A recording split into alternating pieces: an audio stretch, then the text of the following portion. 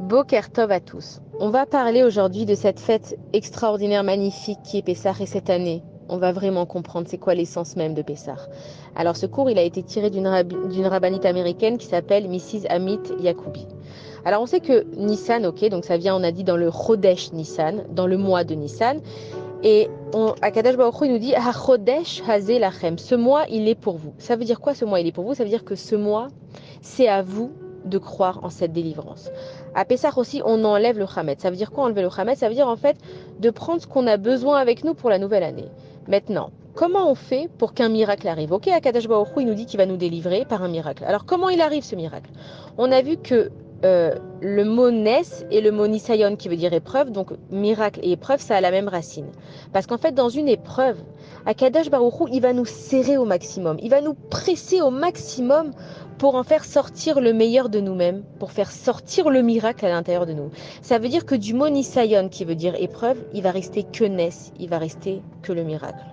On voit qu'à Pessah, on fait donc le Seder. Tout tourne autour du Seder de Pessah. Comme on avait dit l'année dernière, c'est que le Seder, ça veut dire un ordre. Maintenant, de quel ordre on parle? On voit que c'est pas logique.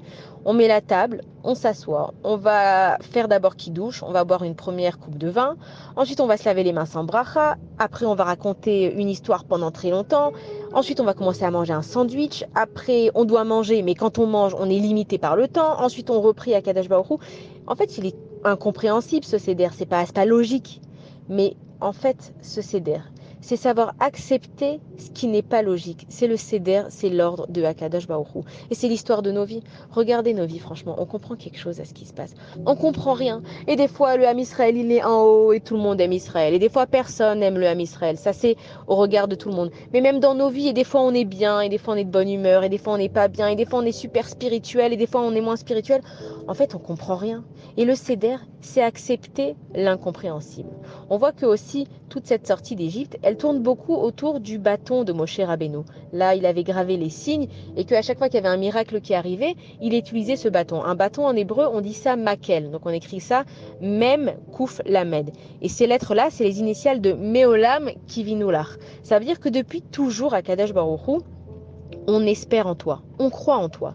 Ça veut dire que depuis toujours, quoi qu'il arrive dans nos vies, on a l'espoir en Akadosh Baruch Hu. Yaakov Avinu, il était bien chez ses parents, avec Yitzhak et Rivka. Et puis sa mère, Rivka, elle a envoyé faire une mission, et Esav, il a voulu le tuer. Et donc Yaakov Avinu, il a commencé à partir en exil. Et il dit cette fameuse phrase, il dit Katon Timikol Achas, il dit, mais Akadosh Baruch Hu, je suis tellement petit face à tous tes bienfaits. Et il dit Kibemakeli avarti et hayarden.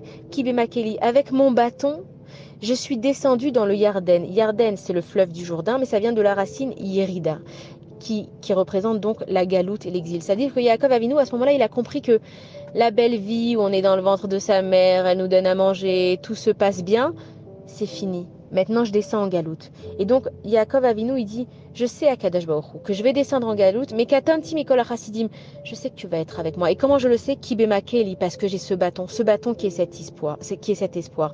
Et que le seul moyen, en fait, de traverser les exils, c'est avec ce bâton-là. On sait que Mitzraïm, la racine du mot Mitzraïm aussi, c'est tsar qui veut dire la souffrance, et que tsar, en fait, qui s'écrit tzadik ain resh, ça veut dire souffrance. On voit que même en anglais, on dit sorrow, c'est-à-dire il y a souffrance, sorrow, tsar, c'est la même racine. Et quand on prend le mot tsar, donc qui veut dire la souffrance, on voit que c'est les mêmes lettres que le mot tsoar, qui veut dire diamant. Dans l'arche de Noé, Akadosh Baruch Hu, il lui a dit tsoar ta'aseh la teva, fais-toi un diamant pour emmener de la lumière dans l'arche, parce qu'on sait qu'il n'y avait pas de lumière, qu'elle allait avoir le maboul. Akadosh Baruch Hu lui a dit prends un diamant à l'intérieur, et grâce à ce diamant qui va briller, tu vas savoir si c'est le jour ou si c'est la nuit. Ça veut dire quoi en fait? Ça veut dire que dans notre souffrance, on a la possibilité de voir la lumière et d'en faire un diamant. Maintenant, on sait aussi qu'à Pessah, on emmène un korban Pessah, le sacrifice de Pessah. Et puis c'est bizarre cette appellation parce que on a beaucoup de sacrifices. Alors il y a le sacrifice d'expiation, il y a le sacrifice des remerciements. Pourquoi est-ce que ce sacrifice, il s'appelle carrément le sacrifice de Pessah comme la fête? Ça veut dire qu'à Pessah, qu'est-ce que je fais? Je prends ma souffrance dans mon exil. Mais c'est une souffrance en fait qui m'a fait grandir et que j'emmène en sacrifice à Akadosh Baruch Hu. Et je viens chez Akadosh Baruch Hu et je lui dis regarde Hachem, regarde ma souffrance. Je l'ai acceptée pour toi. Et quand j'accepte ma souffrance pour Akadosh Baruch Hu, que je grandis à travers cette souffrance, que j'arrive à voir le bien à travers cette souffrance, je la transforme en diamant. en diamant, pardon. On dit Endavara yorei minashamayim. Ça veut dire qu'il n'y a pas de mal qui descend du ciel. Maintenant, cette phrase, elle est dure à comprendre. Comment c'est possible qu'il n'y a pas de mal qui descend? On voit, regardez, notre vie, ce qui s'est passé depuis le 7 octobre, les pogroms, la Shoah, etc., même nos souffrances personnelles. Comment c'est possible de dire qu'il n'y a pas de mal qui descend, mais il est devant nous, Akadosh Baruch Hu? Mais si j'ai mon bâton dans la main, que je ne vais pas regarder l'ordre du monde comme il est, le céder comme j'ai l'impression de le voir, que j'ai confiance à Akadosh Baruch Hu, je ne vois pas de mal. Et on va donner un exemple pour comprendre. C'est comme s'il y a un roi qui demande à chacun de ses serviteurs de lui emmener à certaines dates différentes choses. À un, il va lui demander 200 kilos de farine. À un, il va lui demander 1300 sacs poubelles. À un autre, il va lui demander 60 ciseaux. À un autre, il va lui demander... Et en fait, comme ça, pendant des années et des années, personne ne comprend vraiment ce qui se passe. Il lui dit, dis-moi, qu'est-ce que tu as fait toi pour le roi? Ah, moi, je lui ai emmené 25 éléphants. Ah ouais? Et toi, qu'est-ce que tu as emmené? Je sais pas. Moi, j'ai dû emmener cette fois une pierre précieuse. On ne comprend pas ce qui se passe. Mais arrive un moment donné où on est tous conviés chez le roi pour quelque chose de spécial. Et quand on arrive chez le roi pour cette occasion spéciale, on se rend compte que le roi, il nous a préparé une énorme réception. Et que là-bas, il donne un cadeau à chacun. Il lui donne la maison qu'il veut, comme il la veut, avec le jardin qu'il veut, avec la voiture qu'il veut, avec la piscine comme il voulait, avec la cuisine comme cette personne elle voulait. Et puis on se rend compte qu'en fait, toute notre vie, nous, on pensait qu'on travaillait pour le roi, pour ce qu'il avait besoin, mais c'était pour nous. C'est-à-dire que nous, on emmenait des choses au roi différentes, et lui, il était simplement en train de s'occuper de nous faire une maison parfaite avec ses anges. Et quand on pense finalement à cette sortie d'Égypte, c'est que pourquoi on a été délivré d'Égypte? Yosef Hatzadik, il est rentré en Égypte et il nous a montré comment on va survivre en Égypte. Comment il est rentré, Yosef, en Égypte? Il est rentré en tant qu'esclave. Mais qu'est-ce qu'il a fait? Il a accepté d'être un esclave. Et ensuite, il est devenu roi. Ça veut dire que dans la vie, il y a des étapes. Il faut passer par des moments durs pour ensuite pouvoir se sentir comme un roi. Et comment est-ce que les miracles ils sont venus en Égypte? Et comment est-ce que les plaies elles sont arrivées en Égypte? C'est que Moshe Rabbeinu, avec son bâton, en fait avec sa émouna, il a emmené les miracles, il a emmené les plaies. Et on sait que les plaies, donc elles avaient lieu en Égypte. Et on dit que les Bnei Israël, ils étaient dans Eretz Goshen, eux, ils habitaient à Goshen, et qu'eux, ils souffraient pas des plaies. Mais comment c'est possible? Attends, on est au même endroit, toi, tu as la grêle qui tombe sur ta tête, et moi, j'ai rien. On est au même endroit, toi, tu bois du sang, et moi, je bois de l'eau. Parce que dans ta vie, c'est à toi de voir, est-ce que tu vois un miracle, ou est-ce que tu vois seulement l'épreuve qui est là? Et c'est ça, en fait, le Seder, c'est ça, Pessah. C'est la combinaison des joies et des souffrances, et c'est ça que j'amène au Seder avec moi. Maintenant, on sait qu'à Pessah, on est occupé à faire ce fameux tri du Hametz. Le Hametz, c'est savoir ce que j'ai besoin dans ma vie ou pas. Est-ce que j'ai besoin de me rappeler seulement combien je souffre et mes souffrances ou combien les choses elles sont mal? Ou alors est-ce que je fais le tri et que je prends avec moi que les bonnes choses de la vie? Quand on est arrivé, alors on est sorti d'Égypte, on a eu les miracles, Paro il nous a renvoyés, on arrive devant la mer et on dit que Moshe Rabbeinu il a commencé à prier à Kadosh Baruch Hu. Et à Kadosh Baruch Hu, il lui dit Matitsa Kelai, pourquoi est-ce que tu me cries? Pourquoi tu pries? Et là Moshe Rabbeinu il se pose la question, mais attends, à Kadosh Baruch Hu, tu nous as appris quand on sait pas quoi faire, et ben on lève les yeux au ciel et on te prie. Et à Kadosh Baruch Hu, il nous dit à nous en disant à Moshe Rabbeinu, il lui dit mais il n'y a pas de désespoir. Prends ton bâton, Moshe Rabbeinu. Et quand tu prends ton bâton et que tu crois en la délivrance, que tu crois au miracle, alors à ce moment-là, tu sais ce qui peut arriver, Moshe Rabbeinu? Même la mer, elle peut s'ouvrir en deux. Et on dit que Moshe Rabbeinu, il a levé son bâton et que la mer, elle s'est ouverte. Ça veut dire en fait que c'est pas le désespoir qui nous sauve, mais c'est la émouna. Ne pleure pas parce que tu es perdu, mais tu pleures parce que la délivrance, elle vient. On dit que le Mashiach, c'est comme un accouchement. Mais c'est quoi en vrai un accouchement? Un accouchement, c'est que tu es là dans une situation où tu pleures, tu cries, tu pousses, tu as peur. Mais si tu as tellement peur, pourquoi tu continues à pousser? Pourquoi tu continues à pleurer? Tu as peur, mais en fait, tu y crois. Tu crois que ce bébé il va sortir. Tu crois qu'il va arriver, qu'il va être en bonne santé et que Bezrat Hashem, tout va aller. Et donc ça veut dire que le Mashiach, c'est d'y croire, mais pas dans le désespoir. Je me retourne pas vers Akadosh Baruch Hu parce que je suis désemparée et que je sais plus quoi faire. Je me retourne avec Akadosh Baruch Hu parce que je sais qu'il a la solution et je crois en la solution. Et en fait, je sors pas d'Égypte, je sors pas d'exil, je sors pas de mes souffrances parce que je souffre, mais je sors parce que je ne veux plus souffrir. Et il y a une énorme différence. Ça veut dire que si je sais pas pourquoi je souffre, je vais continuer à souffrir. Mais si j'ai compris pourquoi je souffre, alors là, je peux guérir. C'est comme un malade. S'il souffre et qu'il fait que prendre des médicaments, il éteint la douleur, mais il guérit pas le problème. Ça veut dire que on nous dit que Chayav Adam lirot et atzmo keilu yatzam mitzrayim. On est obligé de se sentir, de se voir comme si on était en Égypte. Mais pourquoi à Kadosh Baruch Hu, tu veux qu'on se sente comme ça? Mais parce qu'il faut que tu comprennes que tu es comme ça. Tu es en Égypte. Comme on a raconté l'histoire des téléphones, nos téléphones, ils nous montrent on est en Égypte, on est en exil, mais il faut comprendre pourquoi on doit sortir. Si tu comprends pas où elle est ta souffrance et comment tu dois voir ta souffrance et comment tu dois l'accepter, tu pourras pas sortir. Et on a cette fameuse chanson que les enfants, ils chantent. Cette chanson de Manishtana Halayla Azé. Qu'est-ce que cette soirée, elle va changer? Et on dit que c'est les enfants qui chantent, et les enfants, ils apprennent par cœur, et ils attendent que le CDR pour pouvoir chanter cette chanson. Mais si on se pose la question, est-ce que c'est vraiment des questions qu'un enfant il pourrait poser? On comprend que non. Ça veut dire quoi? Ça veut dire qu'en fait, ce soir-là, on a le droit de poser des questions. Mais on nous a appris toute notre vie qu'on ne pose pas de questions. Akadosh Baruch Hu, il fait ce qu'il fait, nous on accepte, on ne pose pas de questions. Comment ça se fait que ce soir-là, Akadosh Baruch Hu, il nous demande de poser des questions? Parce que cette soirée-là, on a le droit de se poser des questions sur comment cette vie, elle est bizarre, comment il n'y a rien qui paraît coïncider, comment est-ce que ça se fait qu'on ne comprend rien, qu'on fait des choses, on suit la Torah, mais on ne comprend pas ce qui se passe. Et en fait, la réponse, elle est très simple. C'est que on est en train de dire à Akadosh Baruch Hu, tu sais, Akadosh Baruch Hu, moi je t'aime, je t'adore. Mais tu sais, dans ma vie, je comprends pas pourquoi cette chose-là. Akadosh Baruch Hu, je sais que tu m'aimes, tu me l'as prouvé avec des tonnes d'histoires dans ma vie qui me sont arrivées. Mais je comprends pas pourquoi ce travail, pourquoi cette maison, pourquoi cette famille, pourquoi cet enfant. Et en fait, ce soir-là, on pose des questions, mais on est comme un enfant qui pose des questions à son papa.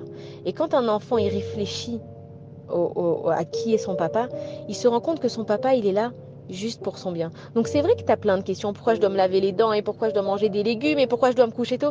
Mais au fond de toi, tu sais que Akadosh Baruch Hu, ton papa, il est là et il te protège. C'est comme si, par exemple, il y a une personne, elle a son anniversaire et puis elle demande à sa copine, dis-moi, viens, on sort, c'est mon anniversaire. Elle lui dit, non, tu sais, je suis désolée, je peux pas. Alors elle appelle une autre copine, viens, on sort, c'est mon anniversaire, j'aimerais bien faire quelque chose. Ah non, tu sais, je suis désolée, je peux pas. Et puis bon, elle voit qu'elle a été rejetée, elle se sent pas bien, elle est triste et tout. Et finalement, elle va en ville, elle sort, et puis qu'est-ce qu'elle voit? Elle voit ses deux amis à qui elle a demandé de sortir, qui sont ensemble, en train de sortir sans elle. Et là, elle est énervée, et personne m'aime, et comment elles osent me faire ça? Et le jour de mon anniversaire, et elle est là, et elle radote dans sa tête combien elle aime pas, combien ses amis elles sont pas sympas. Et elle arrive chez elle, elle rentre, et avant de rentrer, elle essaye de rentrer, la porte elle est fermée, elle toque, on lui ouvre la porte, et puis tout d'un coup, surprise, il y a ses deux meilleures amies qui sont là, elles lui ont fait la fête, il y a les ballons, il y a les gâteaux. Et elle est toute joyeuse et puis elle se dit ah mais en fait vous étiez ensemble parce que vous avez prévu mon anniversaire. Et est-ce que cette personne elle va se dire bon je suis quand même super énervée contre vous, je vais essayer de me calmer? Pas du tout. Sa colère elle existe même pas.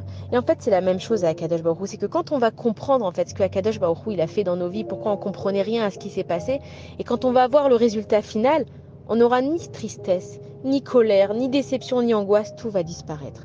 Et quand on parle aussi du Manishtana, on pose cette question, pourquoi est-ce que cette nuit on va manger chametz ou matzah, soit de la chametz, soit du chametz, soit de la matzah.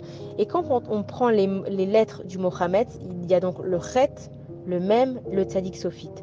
Quand on prend le mot matzah, il y a le même, le tzadik et le he. On voit que c'est les mêmes lettres à une lettre près. La lettre qui change, c'est la lettre chet. Chet en ivrite, ça veut dire une faute. Mais chet aussi, on sait que ça a la valeur numérique du chiffre numéro 8 qui est de l'ordre du divin. Et de l'autre côté, on a la matzah, c'est le he qui représente Akadosh Baruch Hu. Ça veut dire que la différence, finalement, entre le chametz que je dois me débarrasser à Pessah et la matzah que je mange, c'est juste la lettre chet, la faute, et le he qui est le bien. Ça veut dire que on dit ensuite que halayla azé kulo matzah. Cette nuit-là, ça veut dire quoi kulo matzah? C'est complètement de la matzah. Ça veut dire que si dans ma tête, en fait, je comprends que la faute, le mal que je pense être mal, j'arrive à comprendre que c'est Akadosh Baruch Hu qui me l'a envoyé et donc il n'y a pas de mal, et ben j'arrive à le transformer en quoi? En kulo matzah, en que bien dans ma vie. Et nous on voit que le peuple juif, on est quand même un peuple de l'impossible. La vérité, on est un peuple qui a claqué. On voit que tout le monde veut nous détruire, tout le monde fait des procès contre nous, tout le monde est en train de nous taper dessus toute la journée. Et nous, qu'est-ce qu'on fait? On est là avec notre émouna et regardez-nous. On a une guerre à la porte. Même les enfants, ils rentrent, ils me disent, maman, c'est quand la guerre? J'ai mon fils. C'est quand Akadosh Baruch Hu décide et il n'y aura même pas de guerre. C'est-à-dire qu'on est un peuple fou quand même. On est en train d'avoir une guerre à nos portes et on est dans les magasins en train de s'acheter des robes et acheter du manger. C'est incompréhensible. Maintenant, comment est-ce qu'on dit le mot impossible en hébreu? On dit lo yehuman. C'est pas croyable. Ça veut dire que qu'est-ce qui est impossible? Ce qui est impossible, c'est ce que tu ne crois pas qui peut exister. Ça veut dire que Akadosh Baruch Hu nous dit vous êtes un peuple de l'impossible. Ne croyez pas à cette réalité qui vous fait croire que si l'Iran elle va nous attaquer, c'est impossible qu'il y a autre chose qui se passe. Non, nous on est un peuple de l'impossible. Maintenant, quand on nous parle de sortir d'Égypte, c'est sortir de cette fausse réalité que c'est pas possible qu'il y ait des miracles. Tout ce mal, toute cette détresse, Akadosh Baruch Hu nous dit sors de là. Maintenant, comment on dit exil en hébreu? On dit galout. La racine du mot galout, c'est le même mot que les higalot, qui veut dire se révéler, comme on avait vu dans la Megillat Esther, c'est que Akadosh Baruch Hu, il veut révéler ce qui est caché. Ça veut dire que la galout, qui est l'exil, si on arrive à sortir de cet exil, on va arriver à les higalot, à révéler en fait qui on est vraiment. Et c'est ça Pessar. Pessar, c'est se révéler qui tu es, qui tu ne veux plus être. Débarrasse-toi de qui tu ne veux plus être. Tu ne veux plus être une personne avec des angoisses et des peurs et des détresses, et deviens une personne qui est pleine de Emouna. On nous dit que le Mashiach, en fait, il vient sur un âne, donc un chamor, avec un bâton, avec un makel. Donc on a vu que le makel, c'est toute notre foi en Akadosh Baruch Hu. Et on nous dit qu'il est sur un âne. C'est quoi cette expression? Pourquoi est-ce qu'on ne nous dit pas il vient à pied, il vient dans une magnifique charrette? Il faut comprendre que l'âne, en fait, qui se dit chamor, c'est la même racine que chomer, qui veut dire le matériel, avec un bâton dans la main. Ça veut dire que le Mashiach, c'est une personne qui est avec la matérialité, mais qui est sur le chamor, qui est sur la matérialité. Ça veut dire que c'est pas la matérialité et la réalité de ce monde qui font de lui qui il est, c'est lui qui décide comment faire et quoi faire avec cette matérialité, et qu'il a un bâton dans la main pour décider ce qu'il va faire. Le Mashiach, c'est quelqu'un qui fait le tri dans sa vie. Où est ma matérialité et où est ma spiritualité? Et on voit aussi qu'à Pessah, tout tourne autour de la cachérisation. Maintenant, c'est quoi la cachérisation? Il y a différentes matières. Il y a le métal, il y a le verre, il y a le plastique. Alors, il y a des choses qu'on peut cachériser avec le feu. Il y a des choses qu'on ne peut pas cachériser, qu'on doit jeter. Il y a des choses qu'on cachérise, par exemple, comme le verre, simplement en le trempant dans l'eau, avec du savon, etc. C'est les parties différentes de nos vies. Il y a des parties qu'on doit jeter. Il y a des parties qui ont besoin de passer par le feu de l'enfer pour qu'on puisse s'en sortir. Et il y a des parties où on doit simplement être lavé. Ça veut dire qu'à Pessah, Akadosh Baruch Hu, il nous cachérise. Maintenant, on voit que cette année, Pessah, il tombe un lundi soir. Comme Tisha B'Av, il va aussi tomber un lundi soir. On voit que sur le plateau du Seder, on a un œuf. Qu'est-ce qu'il vient faire, l'œuf, ici? En fait, cet œuf, c'est l'œuf de Tisha B'Av. Pessah, pardon, on appelle ça Chag HaAviv. On appelle ça le mois, en fait, où les arbres, ils commencent à refleurir. Et Aviv, c'est une branche. Maintenant, on voit que le mois de Av, et que Aviv, ça a la même racine. Ça veut dire que à Tisha B'Av, donc le mot Av, ça veut dire papa. À Tisha B'Av, on est avec notre papa. Mais c'est contradictoire parce que le Beth Amikdash, il est détruit. Et nous, en fait, quand on va s'asseoir là à Pessah, ce lundi soir, on est en train de dire à Kadosh Baruch Hu, maintenant on commence à fleurir. Maintenant, on regarde à Kadosh Baruch Hu, nous, on est une branche qui commence à fleurir pour que quand on arrive à ce Tisha B'Av, on soit complètement avec toi. Maintenant, Tisha B'Av, on parle donc de la reconstruction du Beth Amikdash. Ça veut dire quoi qu'on commence à Pessah pour avoir la reconstruction du Beth Amikdash? C'est quoi le Beth Amikdash? Nous, on pense... Et évidemment, c'est vrai que le Beth Amikdash, ça va être une maison d'Akadosh Baruch Hu qui va descendre sur terre. Mais Akadosh Baruch Hu, il nous dit Ve'asuli mikdash, faites-moi un mikdash, ve'shachanti betocham, et je pourrai résider à l'intérieur de vous. Mais finalement, si je comprends et je creuse, le Beth Amikdash, c'est moi. Le Beth Amikdash, c'est ma maison. C'est quand moi je suis prête à sortir de mon exil que le Beth Amikdash il arrive. Akadosh Baruch Hu, il nous le dit depuis le début en fait. Tu veux que le Beth Amikdash il vienne. Comment ça se fait qu'on nous dit que le premier Beth Amikdash on l'a construit, le deuxième Beth Amikdash on l'a construit, et le troisième Beth Amikdash on dit non, il va descendre tout près? Ça veut dire quoi? Ça veut dire que quand moi je suis prête à sortir de mon exil, que je comprends le rapport entre le bien et le mal, que finalement si je viens avec mon bâton, la Emouna, je peux faire des miracles, je peux ouvrir la mer en deux, il peut y avoir même des choses qui se passent autour de moi, mais moi je sors de cette réalité, je sors de cet exil, je sors de l'Égypte. Donc le Beth Amikdash, c'est moi. Donc quand moi j'attends cette délivrance à Pessah qui va arriver, j'attends oui qu'il y ait cette sonnerie du chauffard, j'attends qu'il y ait ce cri qui sorte du ciel, j'attends que le Mashiach y vienne, mais en fait c'est tout simple. C'est quand moi je suis prête à sortir de mon exil que le Mashiach il va venir à l'intérieur de ma maison. Et quand on dit que on va sortir de Pessah, il faut qu'on comprenne c'est que le principal de Pessah c'est la matzah. Maintenant c'est quoi la matzah? C'est quelque chose qui est préparé en moins de 18 minutes. Pourquoi moins de 18 minutes? Pourquoi il y a tellement de limites de temps? Bon ça va, déjà qu'on est pressé de partir d'Égypte, en plus on est limité, moins de 18 minutes. Mais quand on pense à toute cette sortie, on en parle toute la journée, et que toute la religion juive, elle sort autour de cette sortie d'Égypte, est-ce qu'elle était tellement glorieuse, finalement, cette sortie d'Égypte? On voit qu'on a été en exil pendant plus de 400 ans, et on sort en moins de 18 minutes. Attends, on ne pouvait pas sortir en grande pompe, avec des fanfares, le soleil qui brille, tout le monde bien habillé. Vous imaginez ce que c'est de sortir des familles entières? On dit que les femmes, elles accouchaient des enfants par 6. Imaginez les familles. On sortait avec des familles entières en moins de 18 minutes. Pourquoi ça s'est passé tellement rapidement? Donc 18 minutes, si on prend le chiffre 18, c'est aussi le mot chai qui veut dire la vie.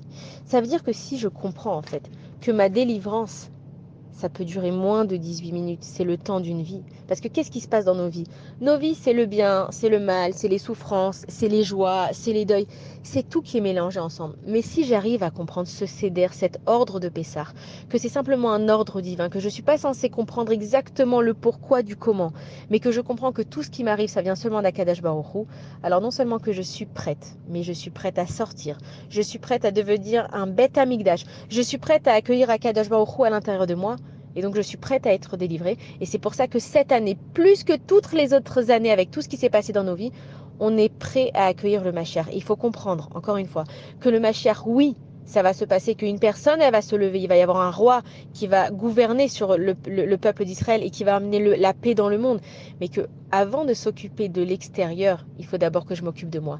Donc si moi j'arrive à comprendre que tout ce qui fait Akadosh Baruch Hu, c'est tellement pour le bien, que même le mal, même si je le comprends pas, j'ai pas besoin de le comprendre parce que j'ai confiance en Akadosh Baruch Hu qui est mon papa, et bien cette année, Bezrat Hashem, lundi soir, non seulement qu'on va tous sortir d'Égypte et de notre exil, mais qu'à Tisha B'Av, on sera avec un vrai Beth Amikdash et plein de joie Bezrat Hashem.